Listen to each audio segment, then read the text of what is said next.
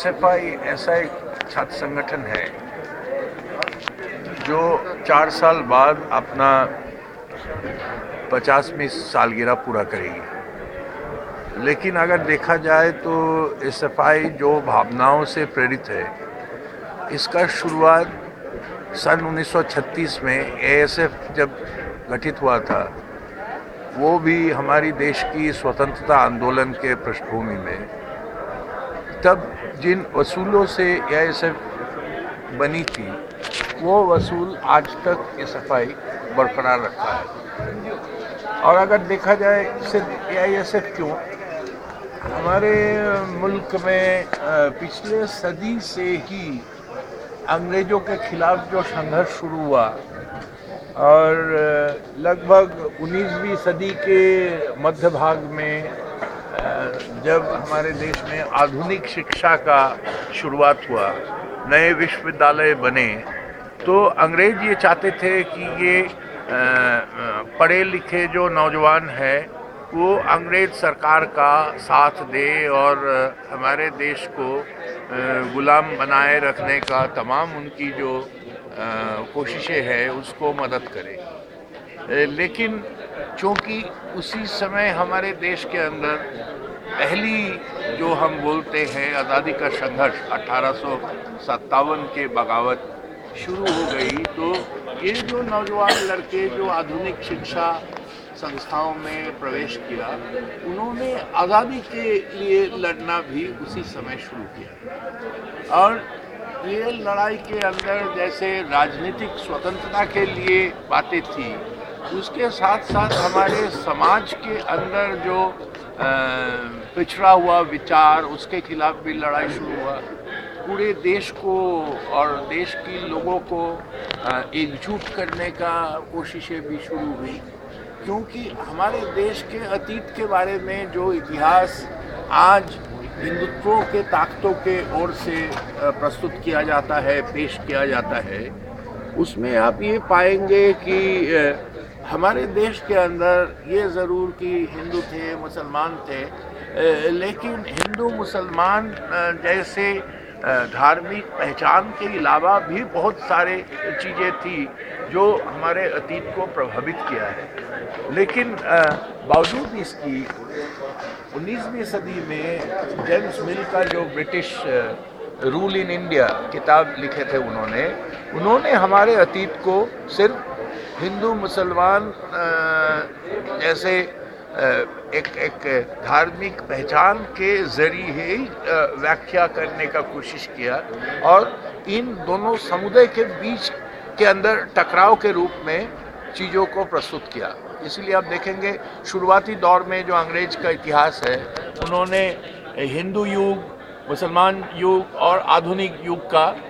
जिक्र करते हैं। तो असल में और बाद में इसी को प्राचीन भारत और मध्य भारत और बाद में आके आधुनिक भारत का करार दिया गया। तो वो दिखाना चाहता है कि हमारे देश में आधुनिकता आया है अंग्रेज़ों के ज़रिए, लेकिन ये सरासर गलत था, क्योंकि पिछले दिनों में बहुत सारे प्रक्रियाएं चली थी। उसके अंदर जरूर की धार्मिक पहचान भी एक छोटा सा पक्ष था, लेकिन आज़ादी के संघर्ष के दौरान ये और अंग्रेज़ों के मुखालफत करते हुए हमारे देश में सच्ची जो एक राष्ट्रीय एकता लोगों का बनी, और उस राष्ट्रीय एकता के तहत जब लड़ाई के लिए जब लड़ाई चल रहा था, साथ ही साथ हम देखें कि अंग्रेज़ों द्वारा प्रभावित जो वैचारिक प्रस्तुति, वो प्रस्तुति एक तरफ इस्लामिक राष्ट्रवाद, दूसरी तरफ हिंदू राष्ट्रवाद का जन्म दिया। और इस्लामिक राष्ट्रवाद अलग अपने लिए अलग देश, अलग सरकार एक मांगा, लेकिन हमारे जो हिंदू राष्ट्रवादी वो अलग थलग पड़ गए, क्योंकि समाज के अंदर जो ताने बाने थी, समाज के अंदर जो विविधताएं थी, अनेकताएं थी, इसको इकट्ठा करने के लिए धर्म के अलावा बहुत सारे सवालात सामने आ गया। तो इसीलिए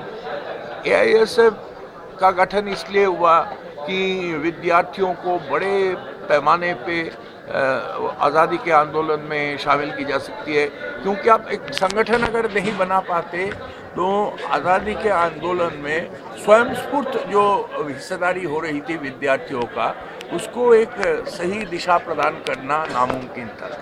तो इसी के चलते एआईएसएफ का गठन हुआ। तो फिर एआईएसएफ जैसे आगे बढ़ी, एआईएसएफ के अंदर विभाजन हुई, मुस्लिम लीग जब स्थापित हुआ और अलग पाकिस्तान का मांग जब उठा, एआईएसएफ से टूटकर जो मुस्लिम विद्यार्थी वो एक मुस्लिम स्टूडेंट फेडरेशन बनाया। फिर एक नया बहस छिड़ गई कि हम जो नया भारत बनाएंगे, हम जो स्वतंत्र भारत बनाएंगे, उसका स्वरूप क्या होगा। तो उसी के अंदर एआईएसएफ का हिस्सा ये बोले कि हमें समाजवादी भारत कायम करना चाहिए, क्योंकि समाजवाद तब तक वास्तव में आ चुका था और सोवियत रूस में शिक्षा का अधिकार, रोजगार का अधिकार स्थापित हो चुका था। तो उसका भी एक बहुत बड़ा प्रभाव था शिक्षित नौजवानों के ऊपर। तो इसी से जो लड़ाई, वो लड़ाई आज़ादी के बाद आके फिर आज के जो सवालात है एसएफआई का, वो सामने आने लगा और एआईएसएफ का दोबारा विभाजन हुआ। तो एक हिसाब से इसीलिए हम ये जो पूरे पिछली सदी से लेकर और आज़ादी के लड़ाई में एआईएसएफ का जो विरासत है, वो विरासत को शामिल करते हुए, आत्मसात करते हुए एसएफआई काम कर रही है। इसलिए आज भी बहुत सारे सवालात जिसका मुकाबला एसएफआई को करना पड़ रहा है, वो आज़ादी के पहले भी करना पड़ा और आज़ादी के बाद भी करना पड़ा। मतलब धर्मनिरपेक्षता का सवाल, शिक्षा का अधिकार का सवाल, रोजगार का अधिकार का सवाल, सांप्रदायिकता के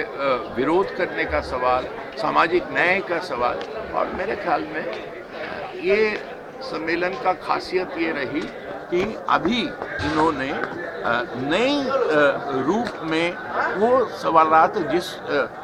तरीके से विद्यार्थियों को प्रभावित कर रहा है, उसको रेखांकित करने के लिए कामयाब रहे हैं। और सिर्फ रेखांकित करना नहीं, मतलब उसको किस रूप में आंदोलन और संघर्षों के जरिए मुकाबला करेंगे, उसके बारे में भी ठोस फैसला लेने में ये कामयाब रहे।